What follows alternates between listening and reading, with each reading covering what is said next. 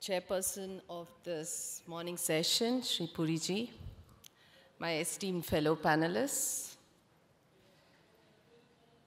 delegates from all over the world who are here, the leading light of our country, the women entrepreneurs, ladies and gentlemen, good morning, namaste, namaskara. I've been asked to, I've been asked to speak about the challenges of being a first-generation entrepreneur. I wear the hat of the women entrepreneur today. And I was just thinking probably I'll just share some quick stories about women entrepreneurship development in the country and globally. Why women entrepreneurs? Globally, women entrepreneur businesses represent about 12 to 39% different in different countries, and more so in the private business. Women actually contribute 68% of the world's work, and they receive only 10% of the income and own only 1% of property.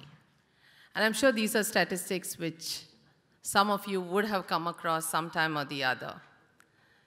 Here too, though we have a large number of SMEs, and we know that the number of SMEs are huge in the country, across the country, yet women are only about 12 to 15% of the SMEs in the country.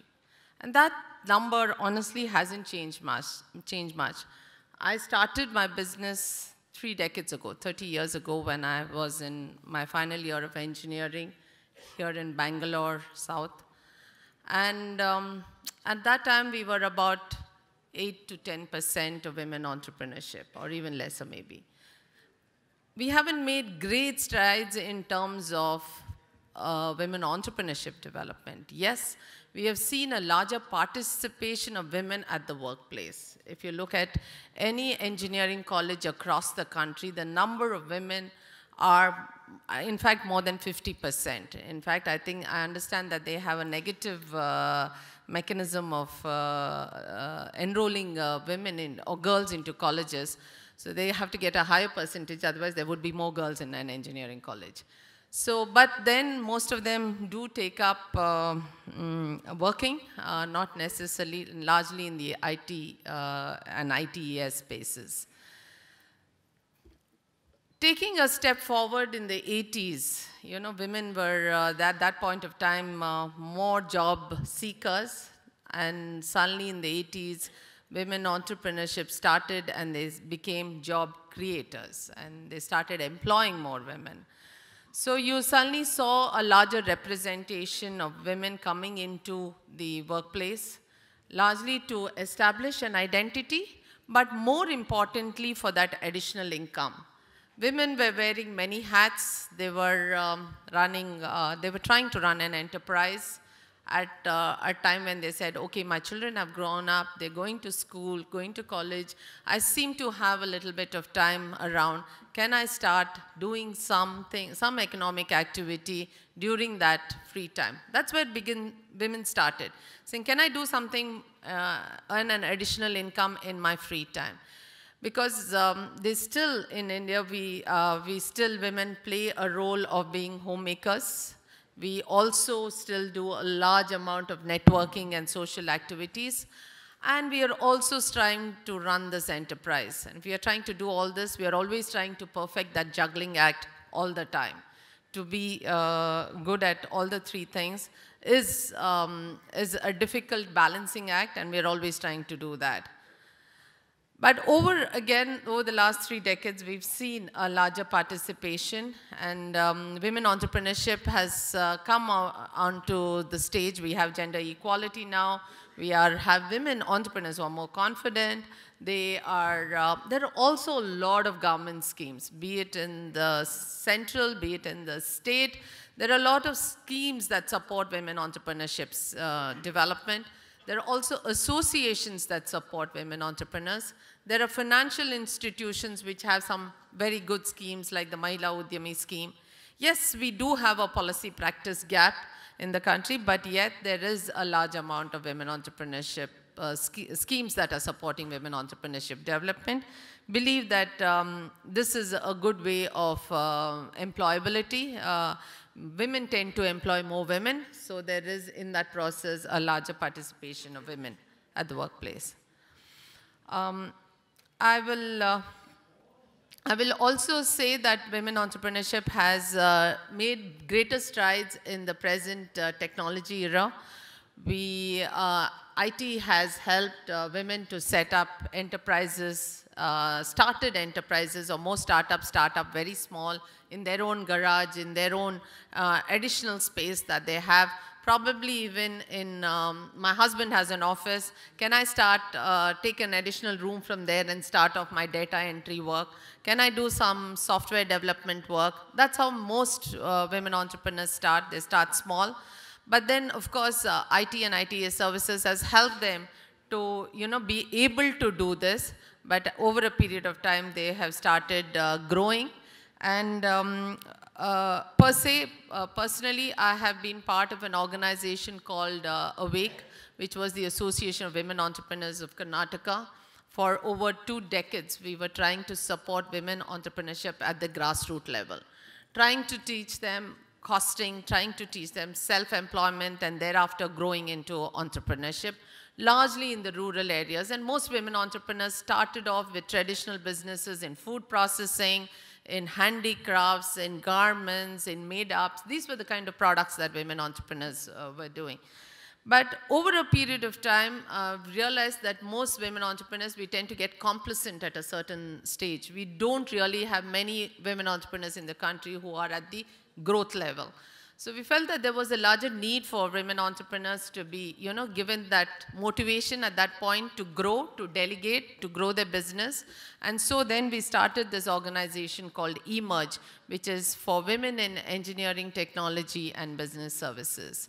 And here were a group of entrepreneurs. We were all in the IT engineering space, and we felt that I have an expertise of how to run my enterprise. Can I share this expertise and help another woman entrepreneur set up her enterprise and grow her business? And that's what we have provided, a platform for mentoring. We run a computer literacy center for those of the needy who would like to learn computers. Believe me, there are a huge number of women who need this opportunity. We also run a training center, and we also do a gender diversity program to help multinational companies buy from women vendors. And this is a program called the We Connect India, which is connected to the We Connect International in the USA, which supports, as part of their policy, to buy from women entrepreneurs.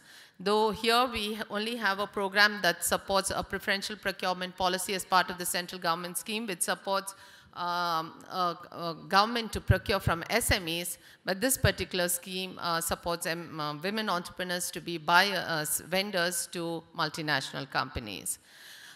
Quickly, this is what we do as sharing best practices, mentoring, awareness, access to finance, training, skill training, and we do a lot of international and national delegations.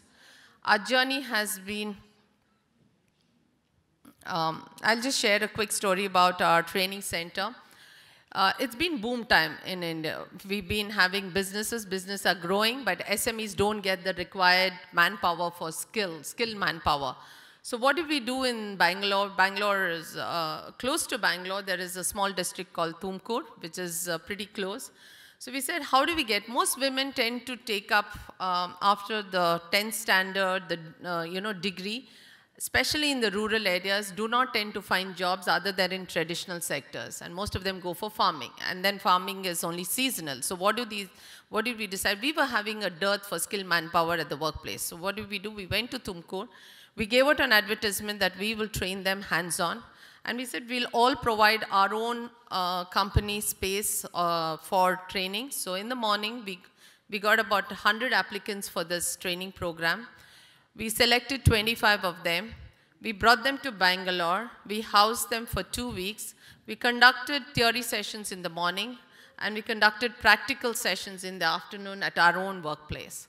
We trained 25 of them, and believe me, these were women who were just earning about 100 rupees per day. Some of them had no employment. Some of them had to take care of their family. Some of them had drunken husbands. These were really, really women who were relegated to a lot of poverty and misery. We selected these 25, brought them, trained them. After 2 weeks, we sent out mailers to all our members in our network and ensured that they all got a job in some company or the other. Out of the 25 of them, 23 of them were housed. Some of them even took a house together to stay in Bangalore city to find work. And now as Bangalore has grown and we've gone up to Tumkur, some of them have actually gone back to Tumkur, and some of the industries which are there in Tumkur, they have started working there. So this is the difference that we thought we could bring about in conducting these training programs.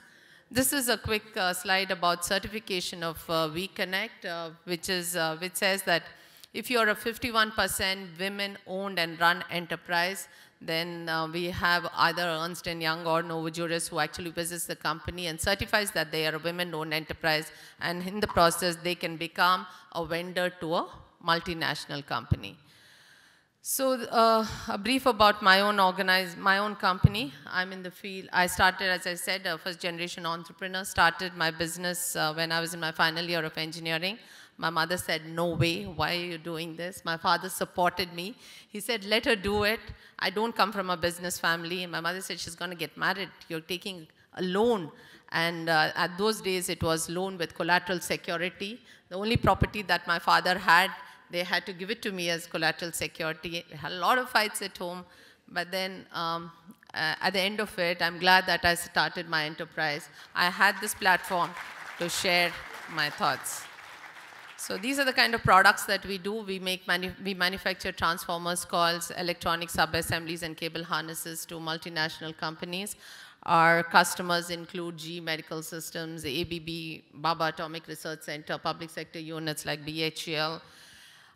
We are an ISO 9001 certified, and we keep having our quality certifications in place. What we ensure is people, product, performance, and that's what keeps our products going. And we do a lot of reskilling for our staff through many training programs. Some of the awards and recognitions that I've received. And to end this, I say, you're a woman by chance, be a successful entrepreneur by choice. And as George Bernard Shaw once said, you see things as they are and ask why. But I, as an entrepreneur, dream of things that never were and ask why not and make it happen. Thank you so much for this opportunity.